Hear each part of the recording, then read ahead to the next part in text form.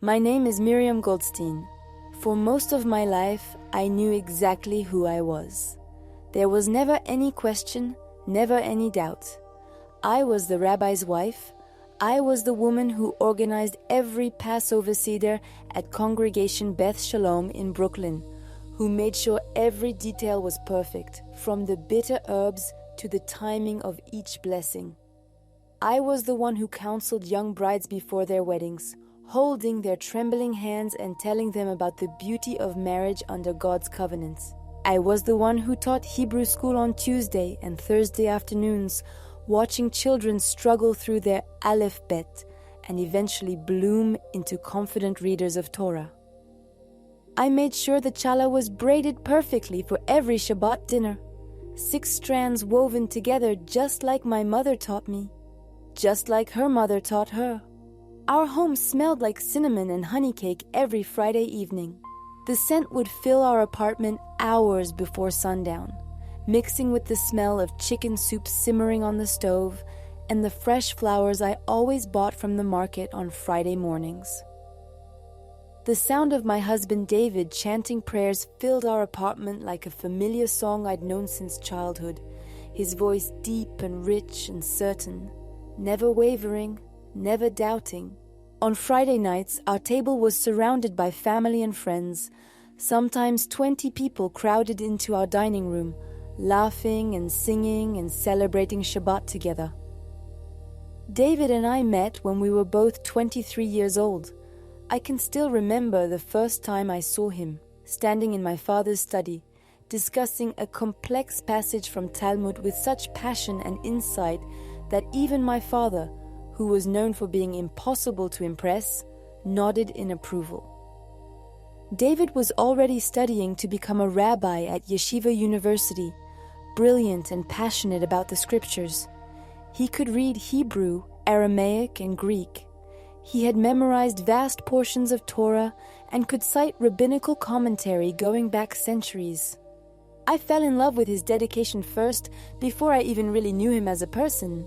I loved the way his eyes lit up when he talked about Adonai, the way he could recite entire passages from memory without even trying, the way he treated every word of Scripture like it was a precious gem that needed to be examined from every angle. We married 6 months later in a beautiful ceremony under the chuppah, surrounded by both our families. My father, also a rabbi, performed the wedding. I wore my grandmother's veil, the one she had brought with her from Poland before the war. David broke the glass under his foot and everyone shouted, "Mazel Tov!"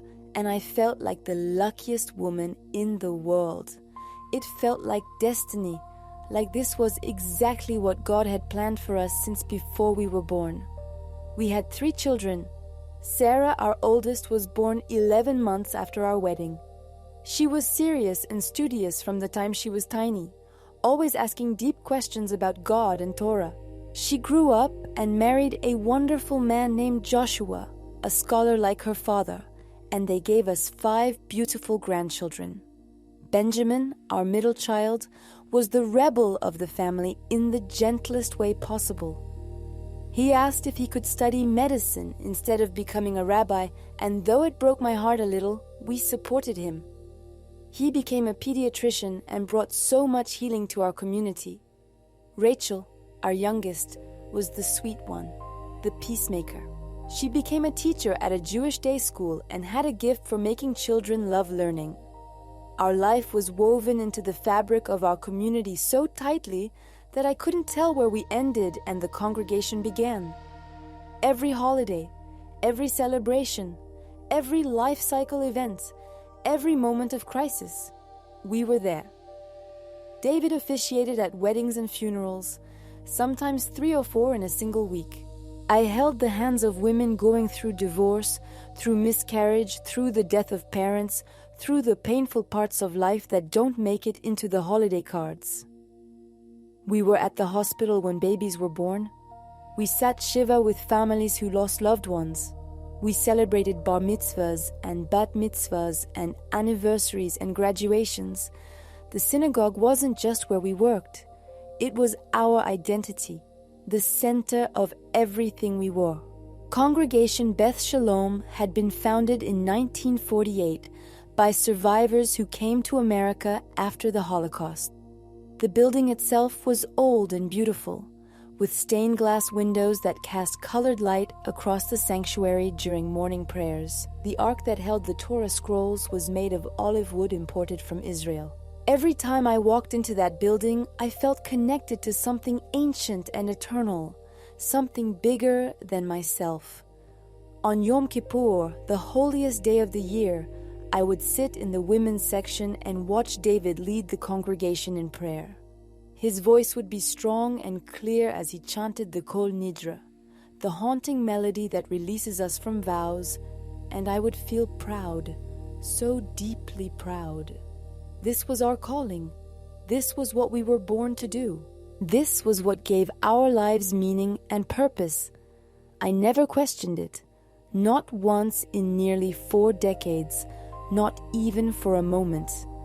Until that Tuesday afternoon in late September when everything shattered. I was looking for David's winter talit, the prayer shawl he wore during the cold months. It was embroidered with silver thread, a gift from the congregation on our 20th anniversary. The weather was turning cold, that crisp autumn chill that comes to New York in the fall, and I knew he'd want it for morning prayers. Our bedroom closet was deep and somewhat disorganized, filled with boxes of old photographs and papers we kept meaning to sort through, but never did.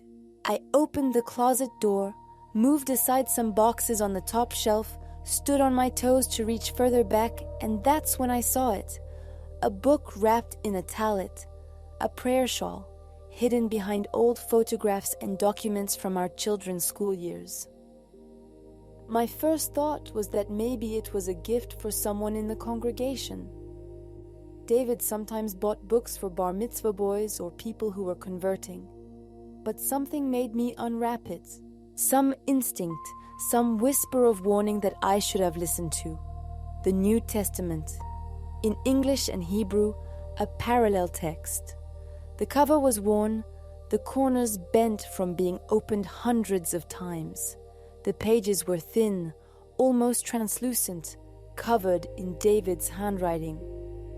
I recognized his script immediately, the way he formed his Hebrew letters, precise and careful, the same way he had written notes in the margins of his Talmud for as long as I'd known him. He had written dates next to certain passages. Some of the notes went back 7 years.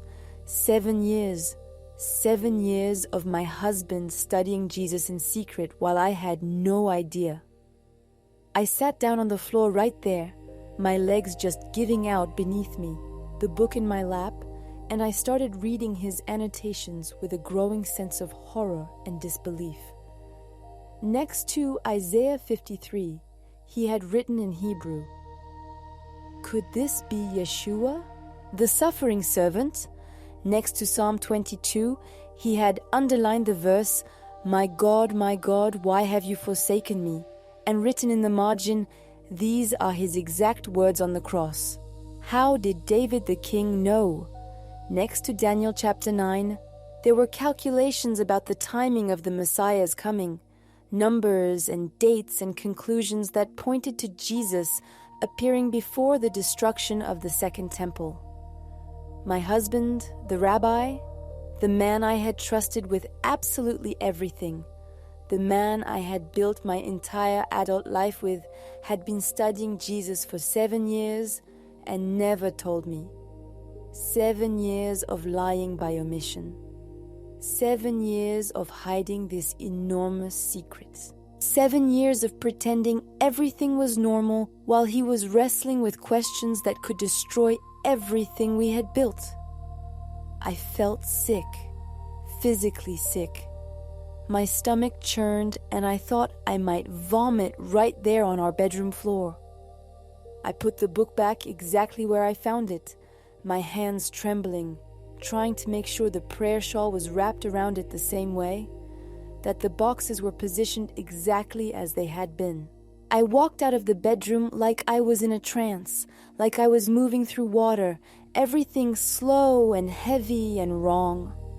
I went to the kitchen and just stood there, staring at the mezuzah on the doorframe, the one we had hung together when we first moved into this apartment 41 years ago. I had watched David say the blessing, watched him carefully position it at the correct angle, watched him kiss his fingers and touch it with such reverence. We had been so young then, so full of hope and certainty. Everything I thought I knew felt like a lie now. The life I thought we had been living together felt like a performance, like I had been on stage acting out a role while my husband was secretly living a completely different reality. That evening, David came home from the synagogue like always, like it was any other Tuesday. He kissed my forehead like he did every day, the same gentle kiss he'd been giving me for 40 years. He asked about my day in the same tone he always used. He washed his hands for dinner, saying the blessing in Hebrew, his voice calm and familiar. I served the brisket I had made, watched him say the blessing over the bread, breaking off a piece and dipping it in salt, and I said nothing. I couldn't find the words. How do you ask your husband of 4 decades if he's become a Christian? How do you even begin that conversation? What do you say? 3 days passed. 3 long, horrible days of me pretending everything was normal, while my mind was racing constantly. I kept thinking about all the times over the past 7 years when David had seemed distant, lost in thought. All the moments when I caught him staring out the window with this faraway look in his eyes, like he was somewhere else entirely. All the nights when he stayed up late in his study, telling me he was working on a sermon or studying for a class he was teaching, I had always thought he was just tired from the demands of congregational life, from the constant needs of the people we served. Now I wondered what he had really been thinking about, what he had really been doing during all those private hours. I watched him during those 3 days like I was seeing him for the first time. I noticed how he seemed to pause sometimes during prayers, like he was considering the words instead of just reciting them automatically. I noticed how he would look at me sometimes with this sadness in his eyes, like he wanted to tell me something but couldn't. I noticed how he seemed to carry a weight that I had always attributed to the responsibilities of being a rabbi, but now I wondered if it was something else entirely. On Friday night, after Shabbat dinner, after our youngest grandson had gone home with his parents, after we had cleared the table and washed the dishes, after the apartment was quiet except for the ticking of the clock in the hallway, I finally spoke. The candles were still burning on the table, casting shadows across the room, the wax dripping slowly down the silver candlesticks that had belonged to my grandmother. "David," I said, my voice quieter than I intended, barely more than a whisper. "I found the Bible." He looked up at me from where he was sitting, and I saw it immediately in his eyes. He knew exactly what I meant. He didn't ask which Bible or pretend he didn't understand or try to deflect. He just closed his eyes for a long moment, his whole body seeming to collapse inward, and when he opened them again, they were filled with tears that caught the candlelight. "How long have you known?" he asked, his voice rough. "Since Tuesday," I said. "How long have you been lying to me?" "I haven't been lying," he said, but his voice was shaking and we both knew that wasn't entirely true. "I've been trying to understand. I've been trying to figure out what this means before I said anything to anyone, especially to you." "Understand what?" I could feel my own voice rising, getting louder, all the fear and anger of the past 3 days coming out at once.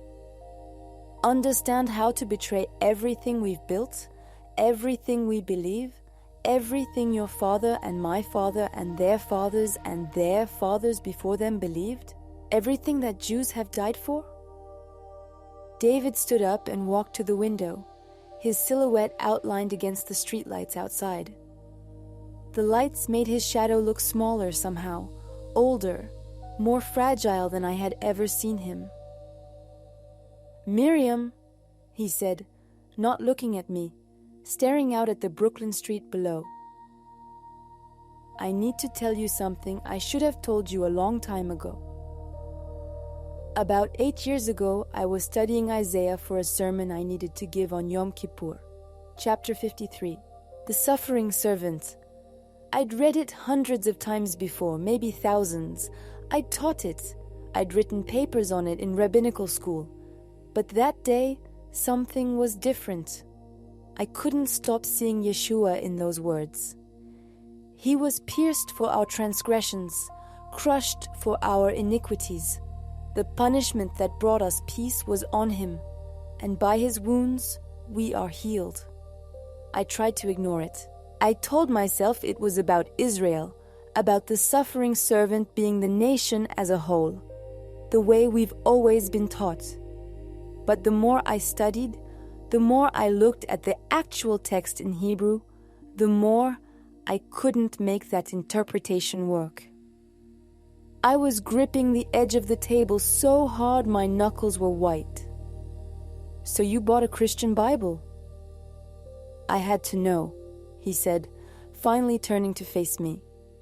His face was wet with tears. I had to understand what Christians see in our scriptures, what they claim to see. And Miriam, what I found, it shook everything. The prophecies about Messiah, the specific details, the timing in Daniel that points to the Messiah coming before the destruction of the Second Temple, the descriptions in the Psalms of someone being crucified centuries before crucifixion was even invented, the entire sacrificial system in Leviticus pointing to something beyond itself, to a final sacrifice. I started seeing Yeshua everywhere in the Tanakh, not because I wanted to, not because I was looking for it, because he's there. He's been there all along. "Don't say his name like that," I said, and the anger in my voice surprised even me. "Don't use the Hebrew name. You make it sound like he's one of us. You make it sound legitimate." "He is one of us," David said softly, but with this certainty in his voice that made me want to scream. He was Jewish. He was born Jewish, raised Jewish, lived Jewish, died Jewish. He kept Torah. He celebrated Passover. He read from our scriptures in our synagogues. He quoted our prophets. He fulfilled our prophecies. Everything he did was rooted in our faith, in the faith of Abraham and Isaac and Jacob. I stood up so fast my chair scraped loudly against the floor. Our faith doesn't include him. Our faith has survived 2,000 years of persecution specifically because we refused to accept him. Jews died in the Crusades rather than converts. They died in the Inquisition. They died in pogroms. They died in the Holocaust. Your own grandfather survived Auschwitz because he held on to his faith, because he refused to give up being Jewish. And you're going to throw all of that away for what? For some Christian idea that has been used to justify killing our people for centuries? "It's not a Christian idea," David said, and now his voice was stronger, more passionate. "That's exactly what I'm trying to tell you, Miriam. This isn't about rejecting our Jewishness. This isn't about becoming Christian in the way you're thinking. This is about recognizing who the Messiah actually is, the one our prophets wrote about, the one our people have been waiting for, the one who is described in our scriptures, not in Christian scriptures, but in our own texts." I felt tears streaming down my face, hot and angry. "If anyone finds out about this, they'll destroy us. The congregation, our friends, our family, everyone we know. Do you understand what this means? We'll lose everything. Everything we've built for 40 years will be gone." "I know," he said quietly, his voice barely audible. "Why do you think I've been silent for so long? Why do you think I've been carrying this alone?" We stood there in our dining room, the Shabbat candles burning low, casting flickering shadows on the walls, 40 years of marriage hanging in the balance between us. The apartment was so quiet, I could hear the candle wax dripping onto the tablecloth. I wanted to scream at him. I wanted to tell him to throw that Bible away, to never speak of this again, to pretend this conversation never happened. I wanted everything to go back to the way it was on Monday, before I found that book, when I thought I knew who we were. But instead, I heard myself say, "Show me." He looked up, surprised, hope flickering in his eyes. "What?" "Show me what you found," I said, my voice shaking. "If you're willing to risk everything we have, if you're willing to throw away 40 years of reputation and respect and community, I need to understand why. I need to see what you're seeing." That night, we sat at our dining table until 3:30 in the morning. The candles had long since burned out, and we turned on the overhead light, harsh and bright, as David opened his Bible and his notebooks and walked me through years of private study. He showed me Isaiah 53, and I read it with new eyes, trying to see what he was seeing. The descriptions of suffering and sacrifice seemed too specific to be merely symbolic. He was despised and rejected by mankind, a man of suffering and familiar with pain. He was assigned a grave with the wicked and with the rich in his death. Though he had done no violence, nor was any deceit in his mouth. The details were uncanny. He showed me Psalm 22, written by King David 1,000 years before crucifixion was even invented as a method of execution, yet describing that exact form of death with disturbing precision. "They pierce my hands and my feet. All my bones are on display. People stare and gloat over me. They divide my clothes among them and cast lots for my garment." How could David the king have known about crucifixion? How could he have described it so accurately unless he was seeing something prophetic? He showed me Zechariah chapter 12, verse 10, where God himself is speaking and says, "They will look on me, the one they have pierced, and they will mourn for him as one mourns for an only child." I read it over and over. How could God be pierced? How could the eternal, infinite, unchangeable God have a body that could be wounded? And yet there it was, in our own scriptures, in our own prophets. He showed me Daniel chapter 9, the prophecy of the 70 weeks, where the prophet calculates that the Messiah would come and be cut off before the destruction of the second temple. I did the math in my head, calculating the years from the decree to rebuild Jerusalem. The second temple was destroyed in 70 AD by the Romans. If Daniel was right, if his calculations were accurate, the Messiah had to have come before then. But we were still waiting for someone who, according to our own prophet, should have already appeared 2,000 years ago. "But the rabbis have interpretations for all of this," I said, though my voice sounded weak even to myself. Rabbi Akiva said Isaiah 53 is about the nation of Israel suffering through exile. The scholars say Psalm 22 is just David expressing his own anguish. They say Daniel's prophecy is about something else entirely. "I know," David said, his voice gentle but firm. "I've studied those interpretations my entire life, Miriam. I've taught them in my classes. I've defended them in discussions with Christians. But be honest with yourself. Do they really fit as well as what I'm showing you? Or have we been reading our own scriptures through the lens of what we were told to see, what we needed to see to maintain our identity, instead of what's actually there on the page?" I didn't sleep that night. After David finally went to bed around 4 a.m, I stayed at the table, reading. I read the passages he had shown me. I read them in Hebrew, in the original language, in the original context, without any Christian commentary or Jewish apologetics. Just the words themselves, standing alone, speaking for themselves, And I felt something I had never felt before when reading scripture, something that terrified me. I felt like I was seeing it for the first time, like I had been reading these words my whole life without really understanding what they were saying. The next weeks were the hardest of my life. David and I began studying together in secret, always late at night, always behind closed doors with the curtains drawn. We couldn't risk anyone knowing, couldn't risk anyone seeing what we were doing. During the day, everything continued as normal. David led Shabbat services, chanting the prayers with the same confidence he always had. I taught my Hebrew school classes, helping children prepare for their bar and bat mitzvahs. We smiled and greeted congregants in the hallway. We attended board meetings and fundraising dinners. We acted like nothing had changed, like we were the same people we had always been. But everything had changed. We were living a double life, and the weight of it was crushing. I started noticing things I'd never paid attention to before.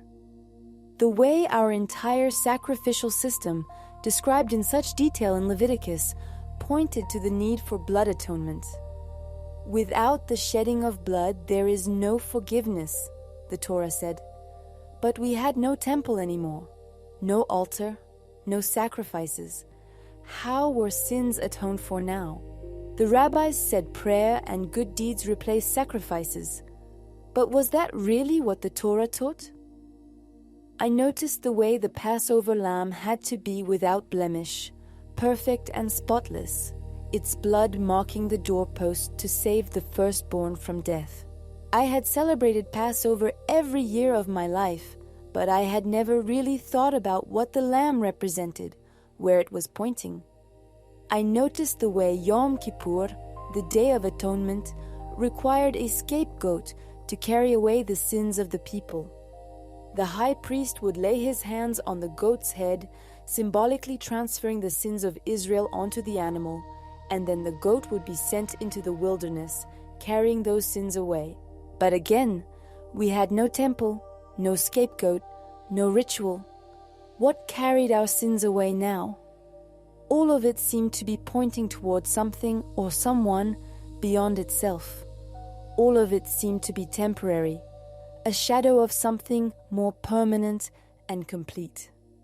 One evening in late October, I was reading Jeremiah 31 alone in our living room, while David was at a board meeting at the synagogue. Verse 31 jumped off the page at me. "The days are coming, declares the Lord, when I will make a new covenant with the people of Israel and with the people of Judah. It will not be like the covenant I made with their ancestors when I took them by the hand to lead them out of Egypt, because they broke my covenant, though I was a husband to them. This is the covenant I will make with the people of Israel after that time. I will put my law in their minds and write it on their hearts. I will be their God, and they will be my people." I had read this passage dozens of times before, always understanding it as a future promise for Israel in the Messianic age. But that night, sitting alone in our living room, I realized something that made my hands start shaking. If God promised a new covenant, what did that mean about the old one? The old covenant, the one given at Sinai, the one we had based our entire lives on, was it temporary? Was it meant to be replaced? And if the new covenant was supposed to be written on hearts instead of stone tablets, how would that happen? Who would do that? What kind of Messiah could write God's law directly on human hearts? Let me pause here and ask you something, wherever you're watching this from. What city are you in right now? What country? I'm asking because I want you to know that you're not alone in this search for truth. When I was going through this, sitting in my apartment in Brooklyn, wrestling with these questions, I felt so incredibly isolated. I felt like I was the only person in the world going through this, the only person who had ever questioned these things. But you're here, watching this testimony, and that means you're searching too. Maybe you're asking the same questions I was asking. Maybe you're afraid of the same things I was afraid of. Drop your location in the comments. Let's remind each other that we're not alone in this journey toward truth. Let's build a community of seekers who aren't afraid to ask hard questions. In early November, something happened that I'll never forget as long as I live. We were at our granddaughter Rebecca's bat mitzvah. She's Sarah's daughter, 12 years old, smart and confident and so beautiful it made my heart ache. The whole family was there, all 3 of our children with their spouses, all the grandchildren, cousins, and aunts and uncles, the synagogue packed with people we'd known for decades. I watched Rebecca read from the Torah scroll, her voice clear and strong, not nervous at all, chanting the Hebrew words with perfect pronunciation. She gave a beautiful speech about her Torah portion, about the importance of continuing our traditions and passing them to the next generation. Afterward, at the reception in the synagogue social hall, my daughter Sarah came up to me, her face glowing with pride and joy. She hugged me tight and said, "Mom, isn't this amazing? Another generation carrying on our traditions. Rebecca is the 5th generation in our family to have a bat mitzvah in this synagogue. This is what it's all about, right? This continuity. This is what gives our lives meaning, passing down our faith from generation to generation." I smiled and hugged her back, told her how proud I was of Rebecca, how beautiful everything was. But inside I felt like I was being torn apart, because I already knew deep in my heart, even though I hadn't admitted it yet, that what David and I were discovering would shatter this. Our family gatherings, our proud traditions, our sense of continuity through the generations, our identity as a rabbinical family, all of it would be threatened if we spoke our truth. And yet, how could we not speak it if it really was the truth? How could we stay silent if we had found the Messiah that all these traditions were pointing toward? That night, after we got home from the bat mitzvah, I had a complete breakdown. I told David I couldn't do this anymore. I was standing in our kitchen, still wearing the dress I'd worn to the celebration, and I just started sobbing uncontrollably. "We need to stop," I said between gasps for air. "We need to forget everything we've been studying and just go back to how things were before. Please, David. Please, I can't lose our children. I can't lose our grandchildren. I can't lose our community. It's too much. It's asking too much." David held me while I cried, and I could feel him shaking too, his own tears falling into my hair. "Can you do that?" he asked gently after a long time. "Can you really unsee what you've seen? Can you go back to reading Isaiah 53 and not see him there? Can you celebrate Passover and not think about the lamb? Can you really unknow what you now know?" I couldn't answer him because we both knew the truth. The terrible, wonderful truth. You can't unknow something once you know it. You can suppress it, ignore it, hide from it, pretend it isn't real. But you can't make it disappear. You can't erase knowledge from your mind just because it's inconvenient or costly or dangerous. Truth has a weight to it, a persistence, a way of refusing to be silenced. In mid-November, David suggested we visit a Messianic congregation. I refused at first, absolutely refused. The thought of walking into a place where Jews worship Jesus, or Yeshua as they called him, felt like the ultimate betrayal of everything I was. It felt like crossing a line that could never be uncrossed.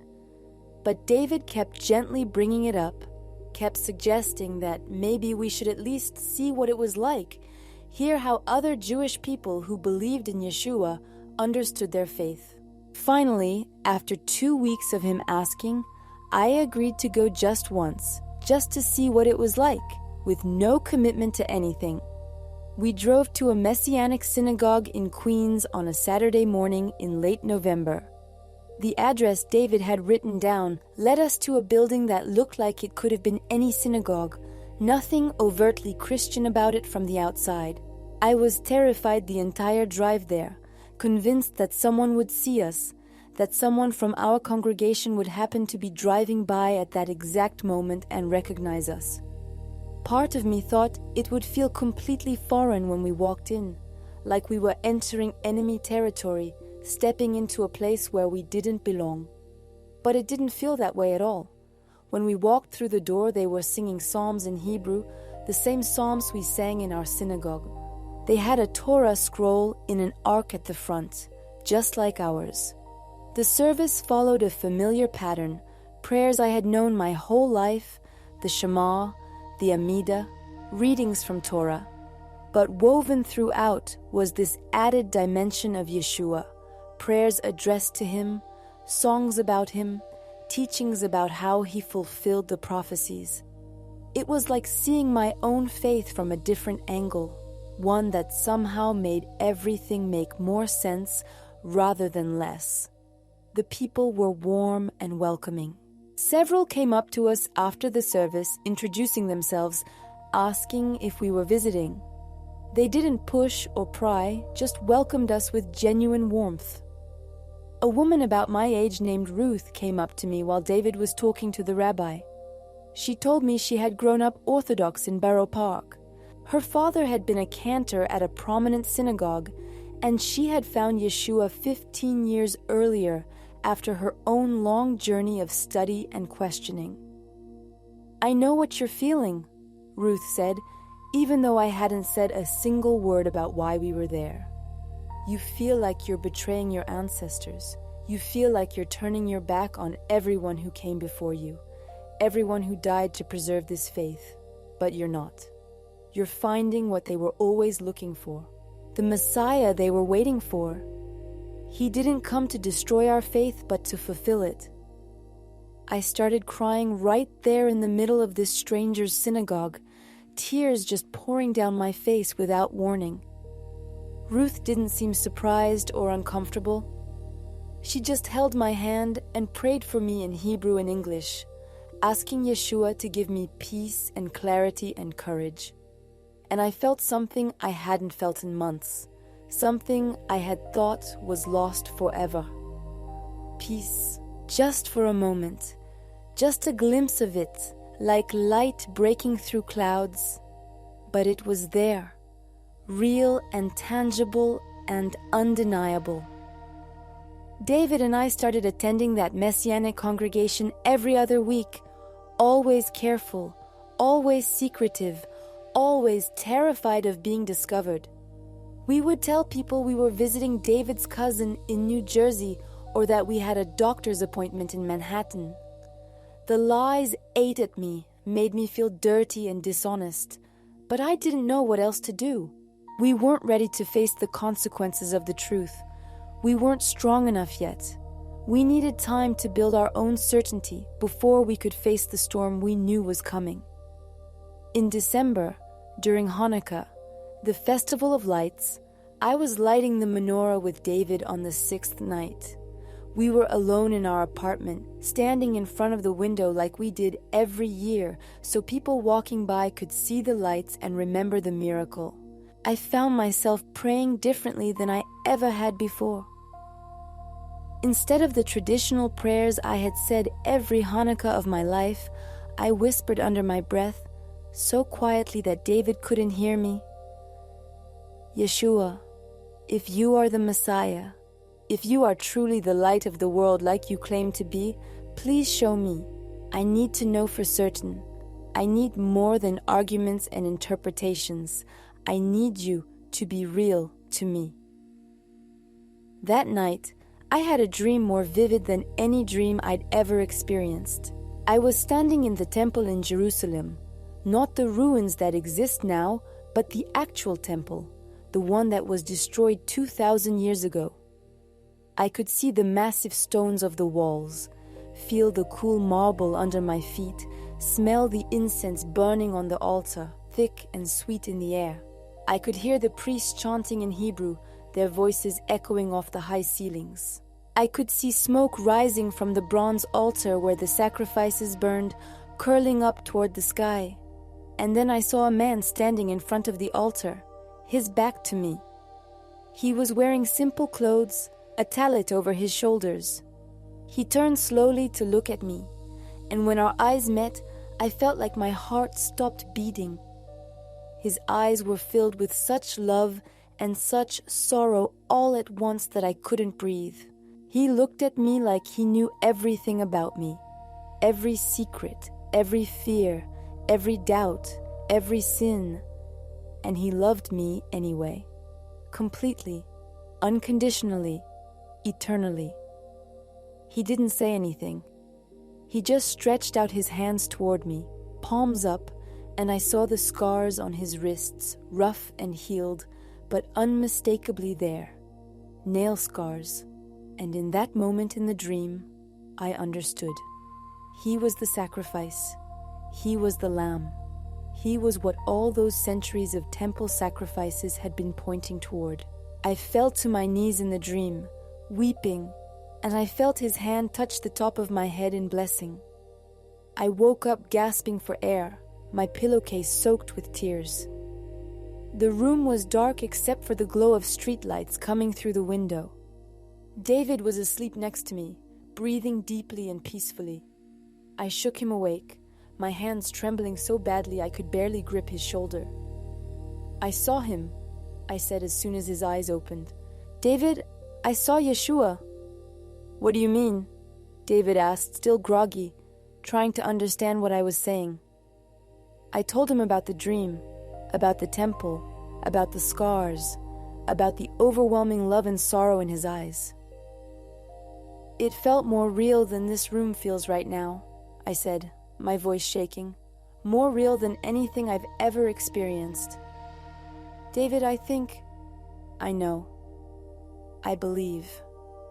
I think he really is the Messiah. I don't just think it intellectually anymore. I know it. I met him." My husband, my partner of 40 years, pulled me close and we both cried together in our bed in the darkness. "I've been praying you would come to that conclusion on your own," he said, his voice thick with emotion. "I didn't want to pressure you. I didn't want you to believe just because I believed. I needed you to see him for yourself, to encounter him yourself." The next question, the one we couldn't avoid any longer, was what we were going to do about it. We couldn't keep living this double life. We couldn't keep lying to our congregation, our family, our friends, everyone who trusted us and looked to us for spiritual leadership. But telling the truth meant losing absolutely everything we had built over 4 decades of faithful service. We spent weeks praying about it, fasting, asking God for wisdom and courage and clarity. We talked to Rabbi Goldberg at the Messianic congregation, who had also been an Orthodox rabbi before finding Yeshua. He had been through exactly what we were facing. He warned us with brutal honesty about what lay ahead. "Your community will view this as the ultimate betrayal," he said, looking us both in the eyes. "You won't just lose your positions at the synagogue. You'll lose relationships with people you've known your entire lives, people you've married, whose children you've dedicated, whose parents you've buried. They will cross the street to avoid you. Your own children might sit shiva for you, might mourn you as if you're dead even though you're standing right in front of them." Sitting shiva is the Jewish mourning practice where family members mourn someone who has died for 7 days. The thought of my children doing that, of them sitting in their homes with covered mirrors and torn clothing, mourning their parents who were still alive, was almost unbearable. But the thought of denying Yeshua, of pretending we hadn't found the truth, of going back to teaching things we no longer believed, felt even worse. It felt like denying reality itself. In late January, after 3 months of prayer and agonizing deliberation, David and I made our final decision. We would step down from our positions at the synagogue and publicly acknowledge our faith in Yeshua as the Messiah. We would be honest about our journey, about what we had discovered in the scriptures, about the encounter I had experienced. We drafted a letter to the board of directors of Congregation Beth Shalom, choosing every word carefully, emphasizing that we weren't rejecting our Jewish identity or our love for the Torah or our respect for our community, but that we had come to recognize Yeshua as the fulfillment of the messianic prophecies we had studied our entire lives. The day we sent that letter electronically to all 23 board members was one of the worst days of my entire life. We knew there was no going back. We knew that the moment we pressed send, everything would change forever. Within 2 hours, David's phone started ringing nonstop. Angry voicemails, dozens of them. Text messages calling him a traitor, an apostate, a disgrace to his father's memory. Email after email denouncing us, some using language so harsh and hateful that I couldn't believe it was coming from people we had considered friends. The synagogue's board held an emergency meeting that very evening. They didn't even invite David to attend or give him a chance to explain in person. They just voted, unanimously, all 23 board members, to accept our resignation effective immediately and to bar us from entering the building. The synagogue that had been the center of our lives for 40 years was now forbidden to us. We weren't even allowed to go back and collect David's books from his study. They packed them in boxes and left them outside our apartment building like we were contaminated. The next Friday night, for the first time in 40 years, we weren't at the synagogue for Shabbat services. We sat in our apartment, just the two of us, and lit the candles and blessed the challah and the wine, and the silence was deafening. No congregation singing together, no children running around in the social hall, no community embracing us with warmth and familiarity, just David and me and the enormous weight of what we had done, of what we had lost, of what lay ahead. The following week was a nightmare of rejection. My daughter Sarah called, and I could hear the devastation and anger in her voice before she even spoke. "Mom, how could you? How could you and Dad do this to us? Do you know what people are saying about our family? Do you know how humiliated we are? Rebecca came home from school crying because her friends' parents told them not to play with her anymore, because her grandparents are apostates." "Sarah, please, let me explain," I started, my voice breaking, but she cut me off harshly. "There's nothing to explain. You've joined the people who persecuted our ancestors for 2,000 years. You've sided with the enemy, with the religion that brought us the Crusades and the Inquisition and pogroms and the Holocaust. You've betrayed everything. I don't even know who you are anymore. You're not my mother. My mother would never do this." "I'm still your mother," I said, tears streaming down my face. "I'm the same person I've always been. I still love you exactly the same. I'm still the woman who stayed up with you when you were sick, who helped you with your homework, who held you when your first boyfriend broke your heart. Nothing about that has changed." "Everything has changed," she said, her voice cold and final. "We're sitting Shiva for you and Dad. We're treating you as if you died, because the parents we knew, the parents we loved and respected, are gone. What's left is just, I don't even know what. Strangers, betrayers." She hung up. I stood there in our kitchen holding the phone, feeling like my heart had been physically ripped out of my chest, and I was somehow still alive despite the gaping wound. David found me collapsed on the floor, sobbing so hard I was making sounds I didn't even recognize as coming from my own throat. He held me while I cried, and I could feel him shaking with his own grief, his own tears falling onto my hair. Our son Benjamin called the next day, equally devastated. He was gentler than Sarah, but the pain was just as deep. "I don't understand, Mom," he said, his voice quiet and sad. "I don't understand how you could throw away everything. Your reputation, your community, your family. For what? For a belief in someone our people have rejected for 2,000 years? Someone whose followers killed our ancestors? It doesn't make sense to me. Rachel, our youngest, sent a single text message. Just one sentence. "I can't believe you chose him over us." That was all. No conversation, no phone call, no chance to explain or discuss or process together. Just rejection, sharp and clean and absolute. The friends we had known for decades, people we had celebrated holidays with and mourned losses with and shared our lives with, stopped talking to us overnight. At the grocery store one afternoon, I ran into Esther Rabinowitz, who had been my absolute closest friend since we were both young mothers with babies in strollers. We had raised our children together, celebrated their weddings together, become grandmothers together. I saw her coming down the aisle toward me, pushing her cart, and I smiled, hoping maybe she would be different. Maybe she would still love me despite everything. She saw me. I know she saw me because our eyes met for a fraction of a second. And then she literally turned her cart around 180 degrees and went back down the aisle she had just come from, choosing to go the long way around the entire store rather than pass by me. The message was clear and devastating. I was dead to her.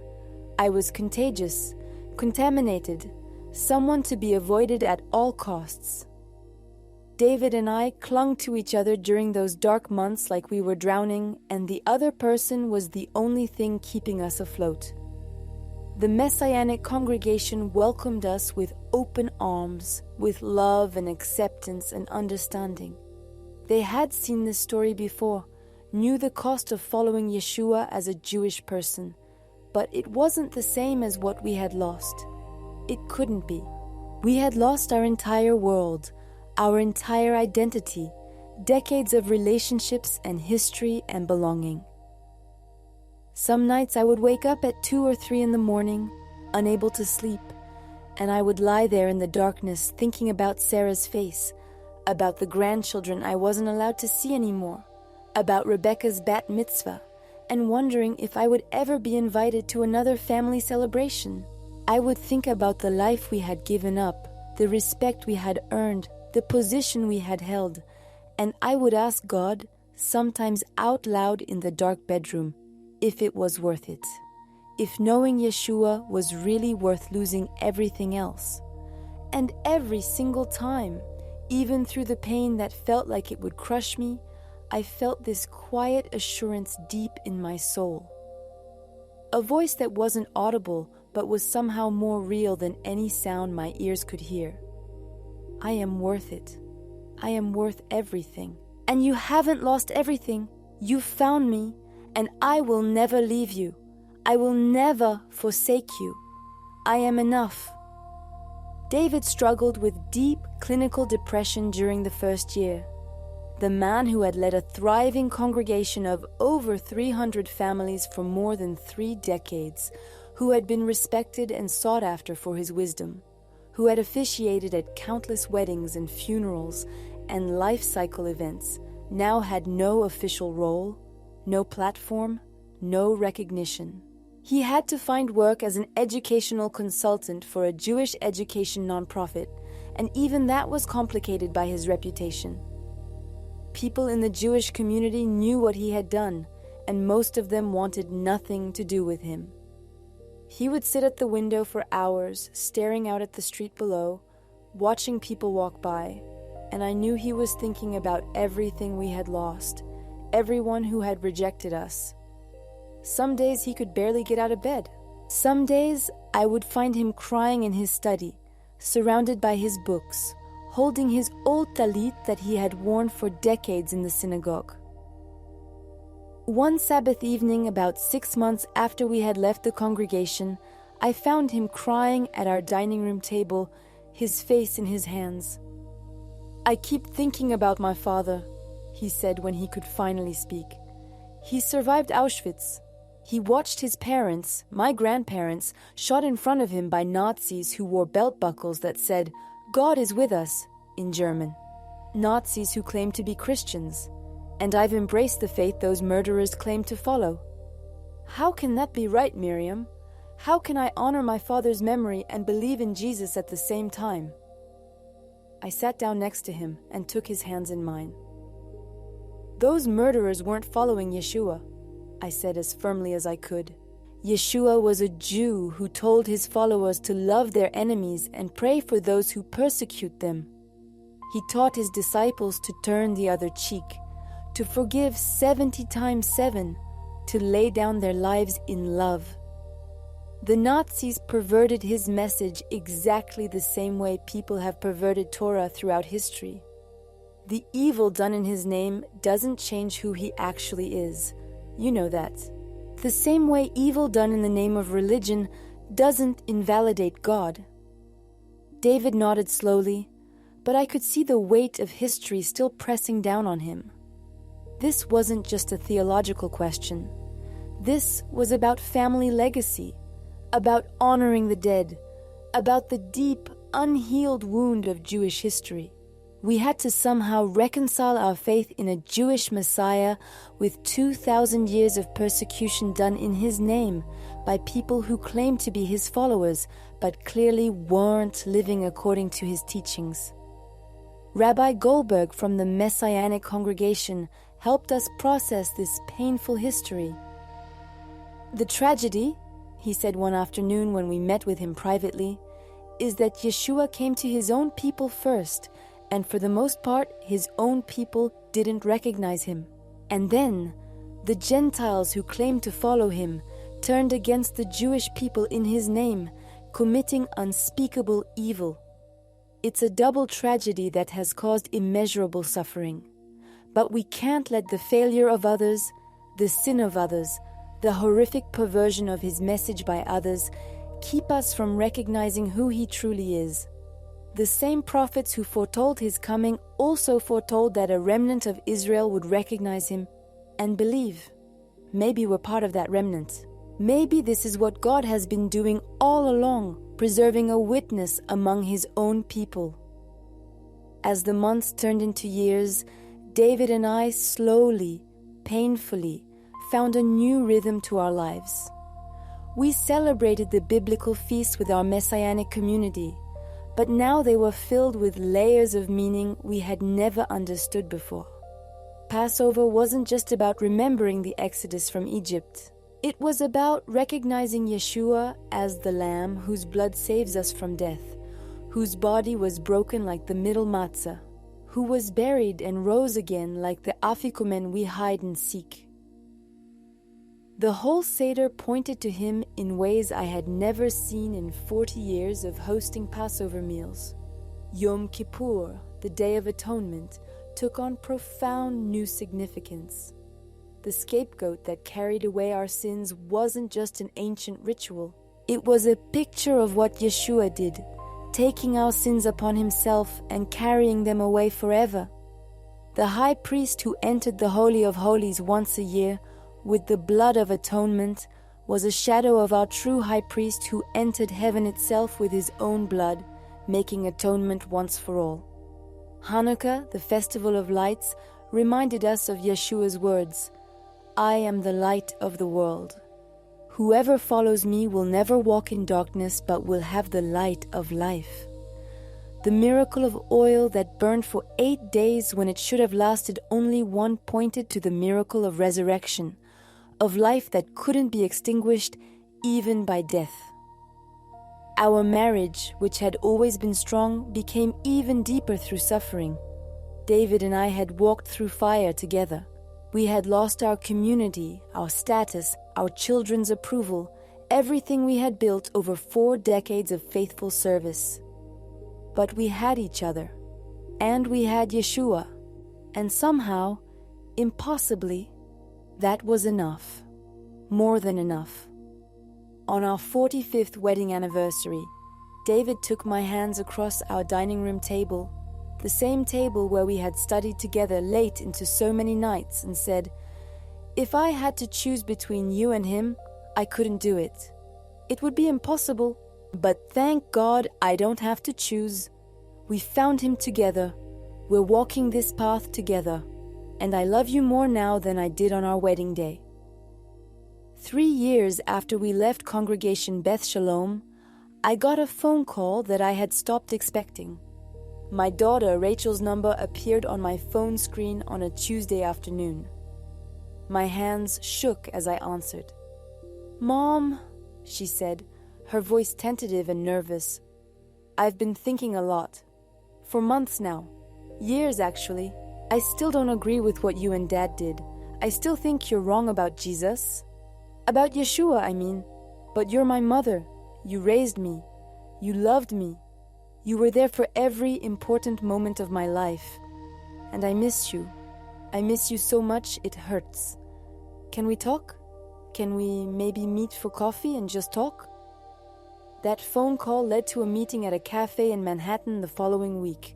Neutral territory where neither of us would feel too uncomfortable.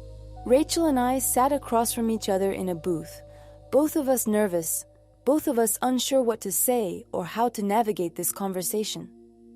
She told me about her life over the past 3 years, all the things I had missed, her struggles at work, her relationship challenges, the questions she was wrestling with.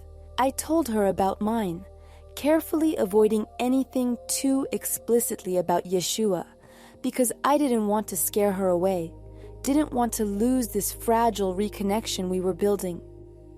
At the end of our coffee, 2 hours later, she stood up and hugged me tight, and I held onto her like I was afraid she would disappear if I let go. "I don't know if we can ever go back to how things were before," she said quietly into my shoulder. "I don't think we can," I admitted honestly. "Too much has changed. Too much has happened.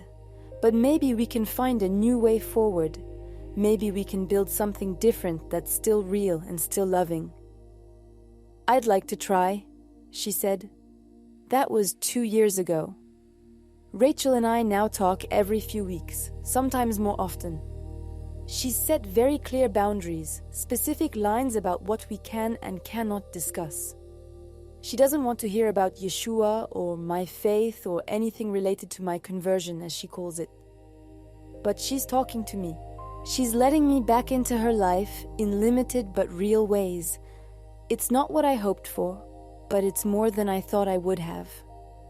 Benjamin has started doing the same, though more sporadically, more cautiously. He'll call every month or two, update me on his children, ask for advice about medical ethics questions he's facing at work. The conversations are carefully edited, avoiding the massive theological elephant in the room. But they're happening. There's contact. There's connection. There's love. Even if it's complicated and painful and incomplete, Sarah still won't speak to us. 5 years later, she maintains complete silence. I've sent her letters on her birthday, on holidays, just telling her I love her and I'm thinking of her and I'm here if she ever wants to talk. None of them have been answered. I pray for her every single morning, specifically by name, asking God to soften her heart, to help her see that we didn't betray our love for her, that we're still her parents who would do anything for her. Last month, David and I were invited to speak at a Messianic conference in Pennsylvania. We shared our testimony, the whole painful, beautiful, costly journey of it. We didn't hold anything back. We talked about the doubt, the fear, the loss, the grief, the depression, the rejection, but we also talked about the peace, the joy, the certainty, the encounter with the living Messiah that changed everything. Afterward, an elderly Jewish man, probably in his late 70s, came up to us with tears streaming down his weathered face. His hands were shaking as he reached out to hold both of ours. "I've been a secret believer for 20 years, he said, his voice cracking with emotion. "Too afraid to tell anyone, too afraid of losing my family, my friends, my community. But hearing your story, seeing that you survived the loss, that you found joy on the other side, it gives me courage. If you could risk everything and come out still believing he was worth it, maybe I can stop hiding. Maybe I can be honest about what I believe. That moment reminded me powerfully why we went through everything we went through. It wasn't just about us finding the truth for ourselves, satisfying our own spiritual hunger. It was about being a light for others who are still searching in the darkness, still afraid, still hiding. Every relationship we lost, every painful rejection we endured, every moment of isolation and grief and questioning, it all had meaning. It all pointed towards something greater than our personal comfort, or our reputation, or our social standing. I think back often to that Tuesday afternoon in late September when I found the Bible hidden in David's closet. I think about standing there on our bedroom floor, holding that worn book with its thin pages covered in my husband's handwriting, feeling my world collapse around me. I think about the shock, the sense of betrayal, the anger, the fear of everything that discovery would lead to. If someone had told me then that 5 years later I would be standing on a stage at a conference sharing how I came to believe the same thing David did, that I would have lost my children's full approval and my community's respect, that I would have become a Messianic Jew who openly professes faith in Yeshua as the Messiah of Israel, I would have thought they were absolutely insane. But looking back now, from this vantage point, I can see God's hand in every single step of the journey. Even in the hiding, even in the secret that felt like betrayal, even in the pain and loss and grief. That Bible I found wasn't a betrayal at all.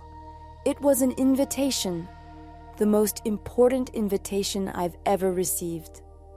An invitation to see my own scriptures with new eyes, with honest eyes without the filter of tradition and fear and communal pressure.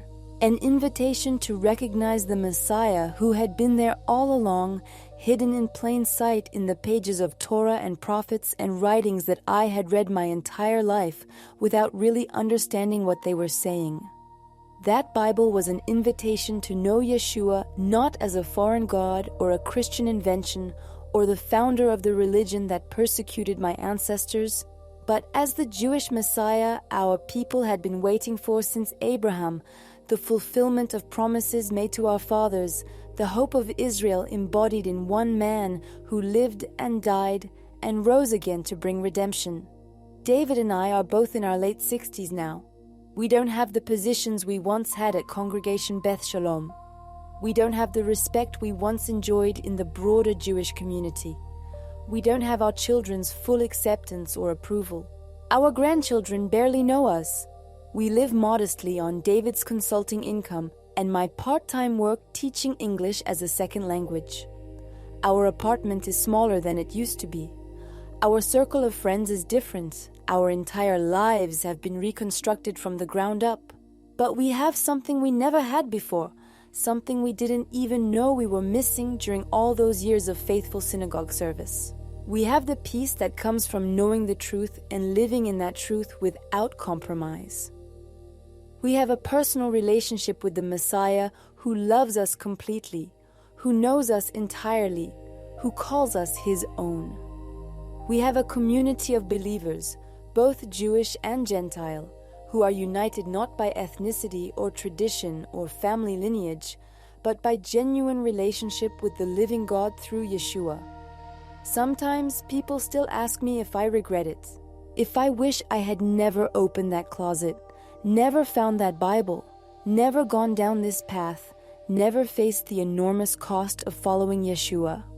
My answer is always exactly the same, and I mean it more every time I say it. How can I regret finding the truth? How can I regret meeting the Messiah face to face, even if only in a dream? How can I regret discovering that everything our scriptures pointed to, everything our prophets foretold, everything our sacrificial system symbolized was fulfilled in one person. Yes, the price was extraordinarily high. Yes, the pain was real and deep and ongoing. Yes, I still cry sometimes when I think about my daughter Sarah's rejection, or when I see pictures of my grandchildren growing up without me. But he is worth it. Yeshua is worth everything. He has always been worth everything. And I would make the same choice again 1,000 times over, 10,000 times, without hesitation. If you're watching this and you're searching for truth, if you're wrestling with questions about Yeshua, if you're reading the prophecies and starting to see connections you never noticed before, if you're afraid of what it might cost to follow him, I want you to know something from the depths of my experience. The cost is absolutely real. I won't lie to you or minimize it to make the gospel sound easier. You might lose relationships that matter deeply to you. You might lose your community, your reputation, your family's approval. You might lose things you thought were essential to your identity and your happiness, but you will gain something infinitely, eternally more valuable. You will gain him. And when you truly know him, when you really encounter the risen Messiah who loves you with an everlasting love, when you experience the peace that passes all understanding and the joy that doesn't depend on circumstances, everything else fades in comparison. Not because the losses don't matter or don't hurt, but because he is simply that glorious, that wonderful, that worthy of everything we might have to give up to follow him. I also want to ask you to do something practical that will help others on this same journey. Subscribe to this channel. Share these testimonies with people who need to hear them. There are Jewish people all over the world wrestling with these exact questions in secret right now, terrified of what it might mean to acknowledge Yeshua, sitting alone in their apartments wondering if they're crazy for seeing him in the scriptures, afraid they'll lose everything if they're honest about what they're discovering.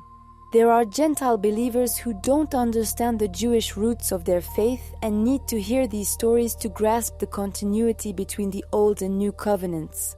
There are seekers of all backgrounds who need to hear honest testimonies about both the cost and the reward of following Yeshua.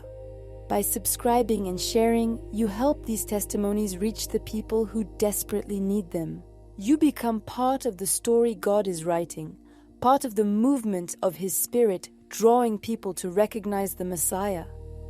You help create a community where people don't have to search alone, where they can find others who have walked this path and survived, where they can find courage to be honest about what they believe. Please, take that step. Be part of this. David and I still light Shabbat candles every Friday night, just like we have for over 45 years.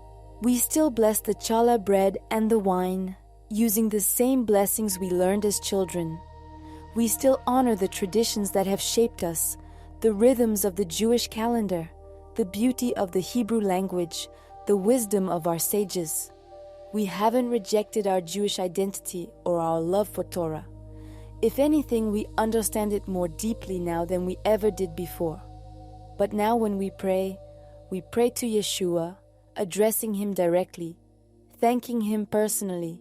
We call him by the names the prophets used: Wonderful Counselor, Mighty God, Everlasting Father, Prince of Peace. We recognize him as the light of the world when we light our Shabbat candles. We see him as the bread of life when we bless the challah. We understand him as the true vine when we bless the wine. We celebrate him as the fulfillment of everything, the substance of what were only shadows before. The secret Bible that I found hidden in my husband's closet 5 years ago turned out to be the beginning of the greatest, most costly, most rewarding journey of our lives. It united us in a truth deeper and more profound than 40 years of marriage could create on its own. It brought us to the Messiah we had been unknowingly seeking our entire lives through all our prayers and study and service, and it gave us a story worth telling, a testimony worth sharing, a faith worth any price we might have to pay. If you're standing where I stood 5 years ago, holding something that threatens to upend your entire life, something that challenges everything you thought you knew, something that could cost you relationships you treasure, let me tell you what I desperately wish someone had told me back then. Don't be afraid of the truth. Don't run from it just because it's uncomfortable or costly or socially dangerous. Don't suppress what you're seeing in Scripture just because it doesn't fit with what you've been taught or what your community expects from you. Yeshua himself said, "You will know the truth, and the truth will set you free." He was absolutely right about that. The truth did cost me everything I described to you, but it also gave me everything. It gave me freedom from performing for people's approval. It gave me peace that doesn't depend on circumstances. It gave me joy that survives even in the midst of grief. It gave me hope that's anchored in something eternal. It gave me the Messiah himself, and I would make the same choice again without hesitation, knowing everything I know now about what it would cost. Because he is the Messiah. He is the one Isaiah saw being led like a lamb to the slaughter. He is the one David wrote about, whose hands and feet would be pierced. He is the one Daniel calculated would come before the temple's destruction. He is the one Zechariah said God's people would look upon and mourn. He is the fulfillment of everything our scriptures promised, everything our prophets foretold, everything our faith was pointing toward. And knowing him, truly knowing him personally and intimately, is worth more than all the comfort and acceptance and status and family approval and community belonging in the world combined. That's the truth that changed everything for David and me. That's the truth that sustained us through the darkest valleys of loss and rejection. And that's the truth I pray with everything in me will change everything for you too. Amen.